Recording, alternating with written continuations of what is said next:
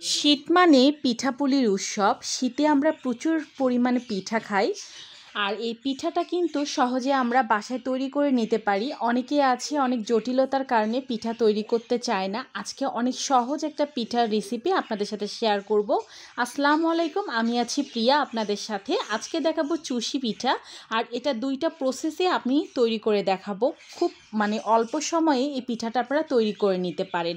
আর খেতে কিন্তু অনেক মজার। আর শীতের মৌসুমে তো কোনো কথাই হবে না।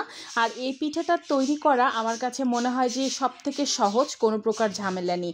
এখানে প্রথমে একটা হাঁড়িতে আমি 1 মগ পরিমাণ পানি দিয়ে দিলাম।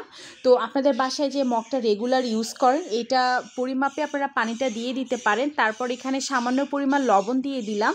পানিটা যখন বলক চড়ে আসবে মেজারমেন্ট কাপের 1 কাপ পরিমাণ চালের আটা দিয়ে দিব।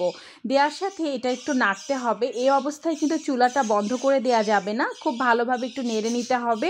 ভিডিওতে অলমোস্ট দেখতেই পাচ্ছেন। আর এটা কিন্তু প্রচণ্ড পরিমাণ গরম রয়েছে, আমি কিন্তু গরমের কারণে আসলে ধরতে পারছিলাম না, দেখতেই পাচ্ছেন। আর আমার মেয়ে এখানে আসলে পিঠাগুলো একটু করছিল, বানাচ্ছিল, যাই হোক। তো এখানে একটা প্যানে আমি দিয়ে দিব দুধ। এখানে প্রায় আমি 1.5 লিটারের মতন দুধ দিয়ে দিলাম। আর দুধ কিন্তু এটা একদম খাঁটি গরুর দুধ, আপনারা চাইলে পাউডার মিল্ক দিয়েও করতে পারেন। তো দুধটা প্রথমে দিয়ে একটু গরম করে নিব। গরম করার পরে এখানে আমি দিয়ে দিব 3টার মতন এলাচ। এলাচের মুখটা একটু ফাটিয়ে দেব, এতে করে এটার ফ্লেভারটা অনেক ভালো ছড়াবে।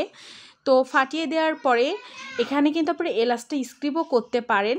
আর দিয়ে দেব একটা তেজপাতা।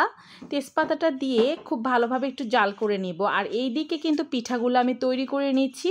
যেটা সবাই জানে আমরা চুষি পিঠা কিভাবে তৈরি করি, দেখতে পাচ্ছেন আমি ছোট্ট একটু ডো নিয়ে চুষি পিঠাগুলো তৈরি করে নিচ্ছি।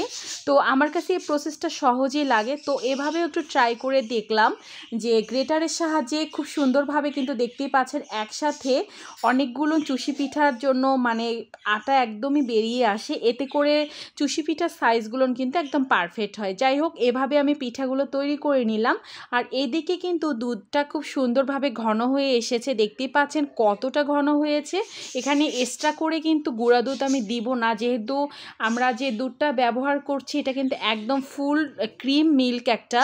তো উপরে দেখতে পাচ্ছেন। তো এই অবস্থায় কিন্তু আমি যে চুষি পিঠাগুলো বানিয়ে রেখেছিলাম এগুলো দিয়ে দিব। দিয়ে দেওয়ার পরে এটা কিন্তু বেশি নাড়ানাড়ি করা যাবে না, এতে করে নষ্ট হয়ে যেতে পারে, ভেঙে যেতে পারে। তো আস্ত করে আমি একটা স্প্যাচুলা দিয়ে আলতো করে নেড়ে দিচ্ছি। তো এভাবে নেড়ে দেওয়ার পরে এখন আমি এখানে দিয়ে দিব চিনি। চিনির পরিমাণটা খুবই অল্প দিয়েছি, যেহেতু আমি এখানে গুড় ব্যবহার করব। আর লালি গুড়টা আগে থেকে এখানে গলিয়ে রেখেছিলাম, গুড়টা দিয়ে দিলাম। তো গুড়টা দেওয়ার পর এটা কালারটা তো অবশ্যই চেঞ্জ হয়ে আসবে। এটা কিন্তু খেতে দারুণ হয়েছিল। আর ঠান্ডা হয়ে আসার পরে কিন্তু আর একটু ঘন হয়ে আসবে। আল্লাহ হাফেজ।